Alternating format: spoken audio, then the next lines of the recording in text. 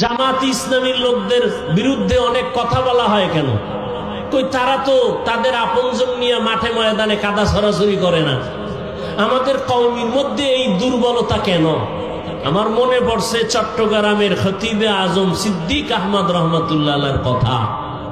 আমার এক ওস্তাদ মুহতারাম বলছিলেন, খতিবে আজম রহমতুল্লাহ আলাইহি নাকি এক সময় বলছিলেন, আফসোস করে দেশের আলিয়া মাদ্রাসাগুলো পূর্ণ শিবিরে আর কওমি মাদ্রাসা পূর্ণ কিবিরে, অহংকারে। না হয় ভুল একজনে করেই ফেললো, এটাকে সরাসরি করার দ্বারা ইসলামের লাভ কি? একজন আলেমের বিরুদ্ধে উম্মতকে বিভ্রান্ত করে দিলে ইসলামের উপকার কি? কেন এগুলো আমাদের মাঝে বুঝেও না, পাইসিয়ার দিয়ে দিছে। খুশি কি ওই রাতের ঘুম তার আরামে হবে একজনকে বেইজ্জতি করতে পারল।